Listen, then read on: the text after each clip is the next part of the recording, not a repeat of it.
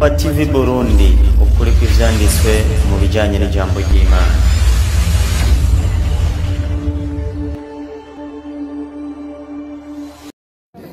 Ikibazo ngira bacanditse kandi bacumvise, bareke kuza barakwepa ibibazo. Twebwe dushaka kuja mu ijuru, nta byubahiro dushaka mu iyi si. Twe twishakira kwigira mu ijuru gusa, nta kindi. Hama twagiye tubona Yesu agaruka yiyereka abantu, nkorera, subira, giruku, jaha, vaha, jaha, vaha, jaha.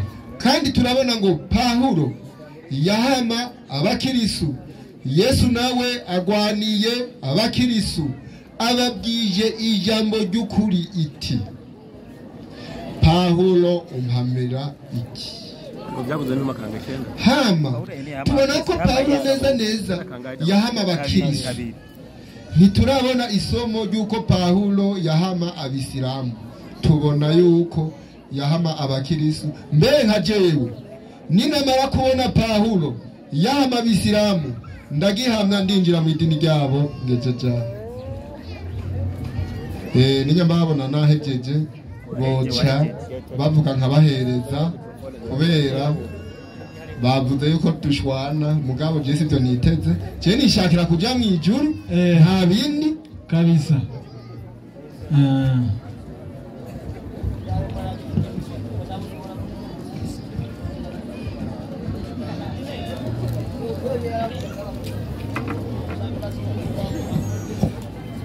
nakure tutwara n'umwanya munini, je ninumiye nawe yenda kuvugisha.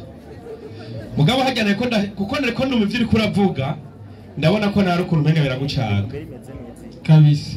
Pawulo ntiyahama abakirisu, ahubwo yahama nde? Yesu. Atari guhama abakirisu urambabarira. Pawulo ntiyari gushobora guhama abakirisu kuko ubukirisu bwatangujwe na Pawulo inyuma ya Yesu. Yesu ari ku isi, ubukirisu nta buhari. Yesu ariko arigisha abigishwa biwe, ubukirisu nta buhari. Ahubwo inyandiko mu byakozwe n'indwi 9, Pawulo ava i Damasiko. I Damasiko ni mu bugaragwa, ni muri babandi Yesu yagenda hanuye ngo nuko niwe babwira ati Yesu ari mu bugaragwa, nimuze muce iyo. Pawulo acavuga ati jewe mvuye mu bugaragwa bw'i Damasiko, narinje nababwira inkuru zande za Yesu. Mbere uwo Yesu yanambonekeye. Pawulo nico kinyoma yakoresheje mu kugira atanguze iki? Ubu Kristo. Ubu Kristo buca butangura ryari? Ubu Kristo buca butangura inyuma ya Yesu, hari umwaka wa 49. Hari hehe? 11 2005 ibyakozwe n'intumwa. Cyangwa kana Pawulo uri kurahaya ngene yagukuye no ku Mana, aronzo tubamugwa no mu muriro. Soma inyandiko. Avayo aja itarusa kurondera Sauli. Uyu ni Baranaba yagiye kurondera umugabo witwa Sauli. Sauli niwe Pawulo. Inyuma ya Yesu, Yesu yarigiriye hehe? Mw'ijuru. Bica bigenda gute? Amubonye amujana muri Antiokia. Acamujana muri Antiokia. Bamarayo umwaka wose. Ni Antiokia ni zibiri. Hariho Antiokia ya Syria na Antiokia ya Pisidia. Aya mujanye mu ya Syria bigenda gute? Amarayo umwaka wose. Acamarayo umwaka wose. Bakorana n'ishengero bigisha abantu benshi. Kandi muri Antiokia ni abigishwa bagize gute? Batanguriye kwitwa abakristo. Yesu yari yabihanuye ngo niba babwira ngo umuntu azobabwira ngo ni Kristo, ntimuze mugire gute? Muvyemere. Ariko mwe mwaravyemeye. Yesu yabihanuye. Inyuma ya Yesu ubu Kristo buratanguye. Ugiye gusoma Eklezia y'abatumwa ya Katolika, urupapuro rwa 33, baca bakubwira ko izina abakristo ari izina ry'abapagani. Genda usome. Ndaguha igitabo, genda usome. Ugiye gusoma Bibiliya isiguye Katolika y'Igiswahili, ikubwira ko abakristo ari abantu bashatse gupinga nde? Yesu. Izina ry'abapagani. Aho no payinga. Isi yose ivyirabizi. Ninda kubarira. Kubera kibibaze gutyo rero, ubukristo buradutse inyuma yande? Ya Yesu. Yesu nigeze mu Kristo. Yesu nigeze yigisha mu Kristo. Nta n'umunsi uyu umwe uwigishije ubukristo ni Pawulo. Mbe Pawulo kubera kibigishije ubukristo, wari intumwa ya Yesu cyangwa wari ufite undi mu boss yagutumye? Ariko rero wa kabiri Duze seti. 12 indwi. 12 ndwi abikore ntuba kabiri. Uwo muri mu boss yatumye Paulo wajya kumubeshera. Kandi kugira ngo roye gutegwa kwishira hejuru urenze urugero. We yivugiye si wo muvugira. Yego. Bitewe nuko na ishuri ubishuriza kuba bihambaye. Njo cyatumye mpabwa igisata mu mubiri. Nico cyatumye mpabwa igisata mu mubiri. Intumwa ya Satani. Ati je Paulo ni intumwa yande? Ya Satani. None Imana ikorana na Shetani, Yesu arakorana na Shetani. Kada. Paulo yiyemere ko ari intumwa yande? Ya Satani. Ya Satani. Na Yesu bahuye ahubwo Paulo ni inzira yaciyemwo kugira ngo azimize abantu. Ari cyo cyo mwikati yandiki yabikorino. Yaciye abwira ati jewe Paulo ndi intumwa yande? Ya Satani. Eka saho gusa. Reka nakwereke n'ahandi abikorino ba mbere 10 ba kabiri nyene aho nyene 11-17. Paulo yigeze intumwa ya Yesu 11-17. Yego. Ivyo mvuga Paulo ati ivyo mvuga jewe Paulo simvuga nk'ijambo ry'umwami wacu. Tivyo ntabwo ndabivuga nk'ijambo ry'umwami wacu. None umva ayetumwe na Yesu abivuga gute? Ariko ndabivuga nk'iki muvugishwa n'ubupfu. Ati jewe Paulo ndabivuga muvugishwa n'ubupfu. Ugiye muri Katolika bamwise umusazi. Somya Katolika wumva. Somya Katolika wumva ko atari umusazi. None mwemeye iby'umusazi nakazi kanyu. Soma wumvirinze aho nyene wari mwaza mwemera amajambo y'umusazi Paulo muzogwa mu muriro birabasha. So nyarutayisa mwanya ni muto 11-17. Soma wumve ivyo mvuga. Paulo ati ivyo mvuga simvuga mbitumwe n'umukama. Iyo Katolika yarabitahuye neza. Ati je ivyo Paulo mvuga ntabwo ndabivuga nabitumwe n'iki n'umukama. Ariko ndabivuga nk'ufashwe n'ibisazi. None umuntu avuga nk'ufashwe n'ibisazi genda musarane nawe. Urabona ko umusiramu kweri yamenye Imana yaza kwemera ibintu by'umusazi. Umusiramu yataye ko Imana rimwe rudende. Yesu ari intumwa y'Imana agaca kurikira umusazi Paulo. Soma bananyayisa. Arabamenye yagira ati nzi ko mfise imvugo yo kwininahaza. Ati ivyo babikoze ndababwira ko Yesu yamboneke kugira niyamamaze. Ko benshi bininahaza babitumwe n'imvo zo kwisi. Babitumwe n'imvo zo kwisi. Nanjye nzokwininahaza. Nanjye nzogira gute? Nzokwininahaza. Yego. Mwarinda ibisare munezerwe. Mwirinde ibisare munezerewe. Soma neza ahise cyangwa warushe. Yarushe cyane kuko yasomeye kure rya zuba nawe urabizi. Ahubwo numva benga hakabuze. Legendo baringeno bigenza amazi kwibomba ariyo. Amazi ari hafi. Yego. Yego warushe kabisa warushe. Ndabizi ko warushe. Nyarutayo mba. Okay. Hagira hati 11-17. Ivyo mvuga ati ivyo mvuga ivyo mvuga jewe Paulo simbivuga mbitumwe n'umukama. Jewe sinabitumwe n'umukama. Ariko ndabivuga nk'ufashwe n'ibisazi. Je ivyo navuze nabivuga nk'ufashwe n'ibisazi mba n'umusazi. Nziko mfise imvugo yo kwininahaza kugira gusa bishime ko hari ivyo yabwiwe na Yesu. Ko benshi bininahaza babitumwe n'imvugo zo kwisi. Nanjye nzokwininahaza. Muririnde ibisare muraka munezerewe kuko mwibereye abanyabwenge. Gute mukurikira umusazi mufise ubwenge. Muririnda bakabagira abaja. Bagize abaja hari umenga mubonye hari abantu baramuhega n'ababosi bakabarya bakabasahura. Amashikamo y'ibigira 10 barabamaze babiba bitwaje Yesu ntimukanura bakabakubitisha mu maso. Abandi ishi mu maso ngo bareretswe ntimubizi. Ni ivyisoni naho ndabivuze nk'uko. Ati ivyo ni ivyisoni naho ndabivuze nk'uko. Ko bari twebwe twagize intege nke. Nubonye no umusazi nta ntege zikomeye agira. Reka tugende 22. N'abaheburayo. Paulo yo kugira abazimizi yaragenda mu baheburayo. Nanje ndiwe. Ageze ngo nanje ndumuheburayo. N'abanyisirayeli. Ageze mu Isirayeli kugira abazimize. Nanje ndiwe. Nanje ndumwisirayeli. Uruvyaro rwa Ibrahim. Ageze mu ruvyaro rwa Aburahamu. Nanje ndiko. Je nuko Aburahamu. N'abasuku ba Kristo. Ageze mu basuku ba Kristo. Mvuga nk'umusazi. Ati jewe Paulo mvuga nk'umusazi. Nakazi ka. Badajya homa. Mvuga nk'umusazi. Jewe ndabarusha. Ngombe ndabasumbya n'umusazi gusumba asumbya n'abandi basazi bose. Nabarushije kuba mu bikenugwa. Nabarushije kuba mu bikenugwa. Nabarushije gutabwa mu mabohero. Y'amafungwa kubera ubusazi. Nabarushije gukubitwa inkoni keshi. Abasazi bakubitwa bononye ibintu. Nagarukiye ku cobo. Ati je nagarukiye ku cobo. Gatanu kose. Abayahudi barankubise inkoni. Ati barandize ico giti. Bankubise inkoni 40 gukura mwimwe. Wowe gatari umusazi. Umusaga. Ngo bankubise 40 kubiyemo. Imwe. Uburyo 40 babikura mwimwe. No kumusaga. Wowe ikuyemo gutari umusazi.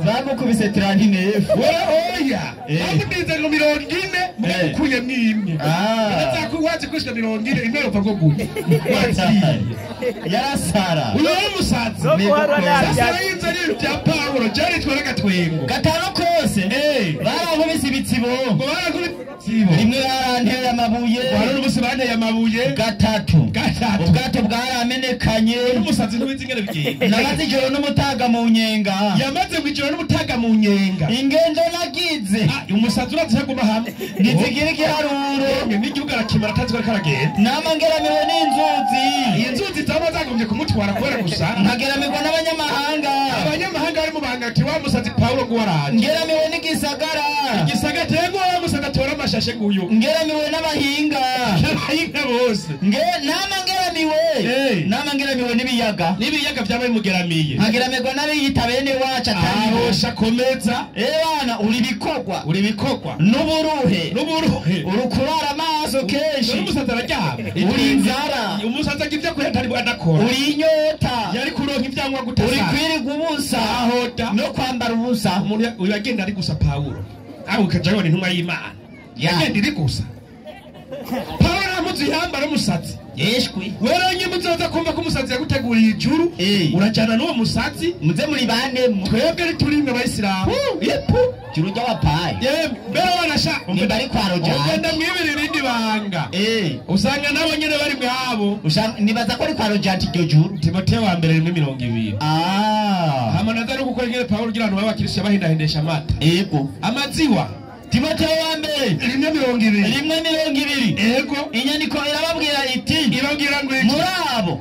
umvirize nibaza ko ari murabo batonze hano murabo batonze hano umwe ni Humenayo we yatanguye gushika uyu ego na Alexandero n'ubundi Alexandero abona haye satani abo Paulo wenyere yishiriye nde satani nico gituma bwo muzanira bya satani ngaho mumuvugira kugira ngo abigishe ubu satani arakwigisha wewe abangira bige Paulo yajana abanyeshuri kwa shetani kweli ubu wosigurira gutegena umuntu yemera Imana jana abantu kwande kwa satani reka nabwira kandi kantu kamwe nyimba ubona abakirisi mwese mwarazimiye uwabazimije ni Paulo ndabihamya niwe nyina bayazana abakirisi kuzimira ninde Paulo mu bijanye no kurongora Paulo mwamwandikiye ikete acababwira ngo ikiza soma ubuzi nyandiko abikore no bambere 7 umurongo wa mbere niwe wa mbere kuzimiza abakirisi bariko baramubaza ivyo kurongora haravuga hati ariko kuvyo mwanyandikiye ikiza no kwizina muhungu watoye n'icitwa umukobwa uranyumvira nk'uwo muntu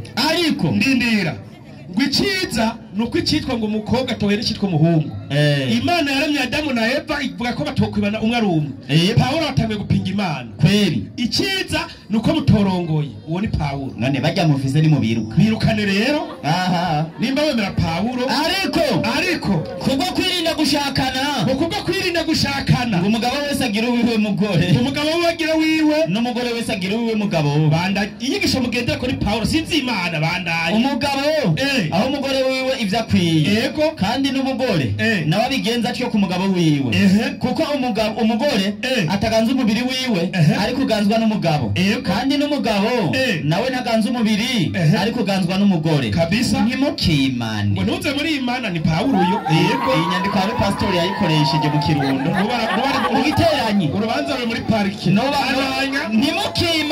ntimukimane shit kumbure musezeranye igihe banze muvugana tega tuja ku rusengero saa 4 banze uze duhize kugira ngo n'uburyo bwo gusenga kandi mwongere mubane satani ngo ntabageragereshe kutirinda kwanyu ahosha ariko mvuze ivyo Paulo ati mvuze ivyo arukwemerana si byagezwe mbagereye si byagezwe ngize gute mbagereye none ibintu bitagezwe n'Imana wowe ufata gute wowe cumukurikira nkande avuga ati si byagezwe mbageze kuko Paulo wabize mu by'Imana ntamwe Imana ategetse umugabo ngo agire umugore umwe wapi hana hamwe ntaho ukagira iyo nyandiko ucuyizana hana hamwe izo nyandiko ntaho Imana yabwiye umugabo kuzorongora umugore umwe uhereye mu itanguriro ndaguha imirongo itanguriro 19 Lameki yabiriye abagore bangahe? Babiri. Uwitwa Yazira n'uwitwa Ada. Ugiye 16 umurongo wa mbere, Aburahamu yarongoye abagore bangahe?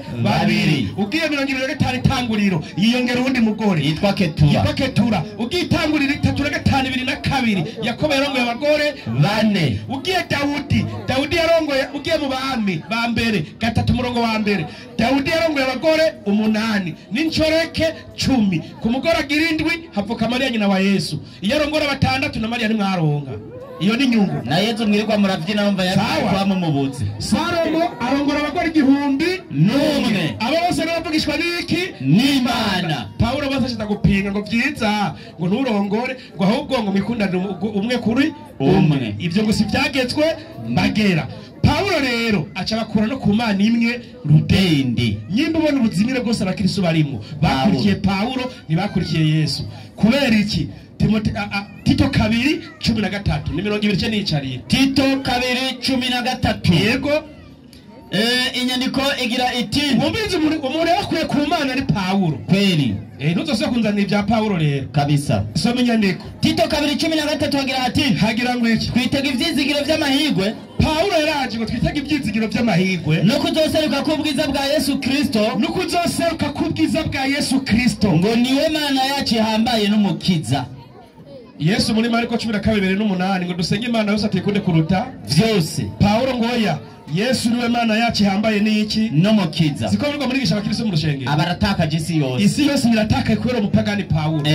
Bidahereye hajya Paulo acandikira indikete undi muntu aca mu inyigisho itandukanye nayo yahaye Tito. Timoteyo wa mbere 2:5 Johera 2:3 inyandiko igira iti ngira ngo iki? Ivyo nivyo vyiza ati ivyo nivyo vyiza vyemegwa mu nyonga z'Imana. Vyemegwa mu nyonga z'Imana. Abambere abwe ngo Yesu niwe Mana yambaye niki? N'umukiza. Ubarahinduye ivyemegwa rero mu nyonga z'Imana ngo nibiki? N'Imana umukiza wacu. N'Imana umukiza wacu. Igomba ko abantu bose bakizwa. Ngo iyo Mana ngo igomba ko abantu bose bakizwa. Bagashitsa kukumenya ivy'ukuri. Ngo bagashitsa kukumenya ivy'ukuri. Yuko hari Imana imwe. Ngo yuko hari Imana imwe. Kandi hari umuhuza umwe w'Imana n'abantu. Ngo yuko hari n'umuhuza umwe w'Imana n'abantu. Nawe nyene n'umuntu. Uwo muhuza kandi ngo ahuza Imana n'abantu. Nawe ngo n'umuntu. N'umuntu yitwa nde? Ni Kristo Yesu. Nawe uwo munyakuri ntugire ubufana. Wumva atasara. Ikete rya mbere yandikiye Tito ngo Yesu niwe Mana ihambaye n'iki? N'umukiza. Iryo yandikiye Timoteyo atoya hari Imana imwe.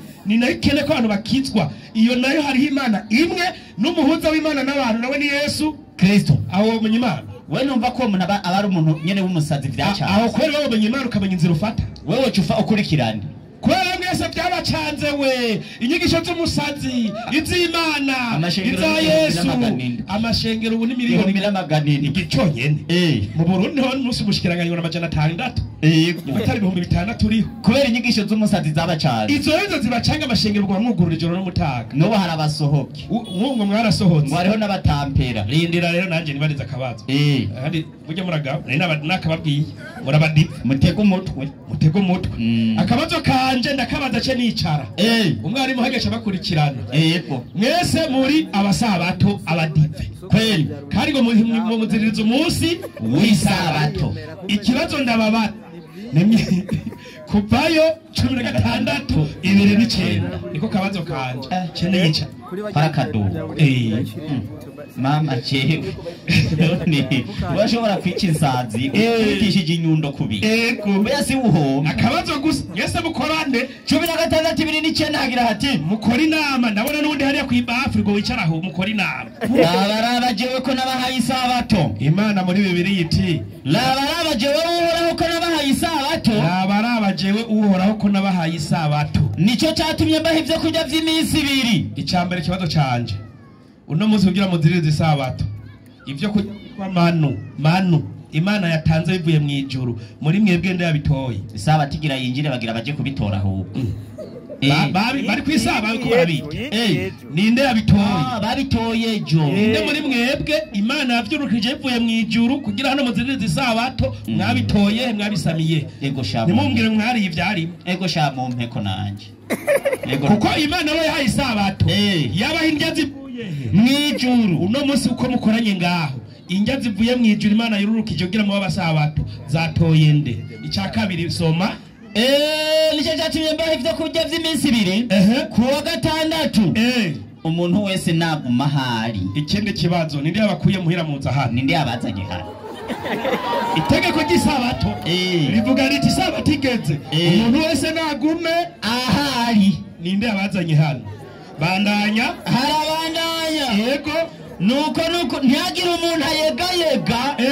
Ntihagire umuntu ayegayega ku munsi ugira indwi. Ninde yababwiye ngo muze muri koma mutora Bibiliya musoma kandi kizira no kuyegayega? Murandabira ntibasubire kubuja. Isabato igeze no muri wese wagumayo. Mwebwe ninde yababwiye muze muri inyiganza no kwinyiganza? Mundabe ntagire uhaguruka.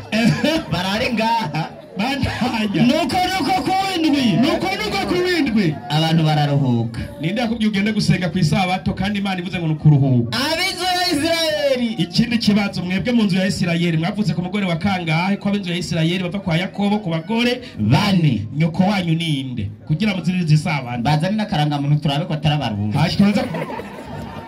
Si sawa? Si sawa? Ni sawa? Mutubazo twanyari twumvikana. Ko ingo munyishure mutorane ukeneye anyishure. None ninde haguruka ko bavuze ko sinzi. Nagira uyegayega. Ikibazo bacumvise. None uri kurayegayega. Bampere. Bashirire mikure bashirire. None nayegayega ntushaka inyisho.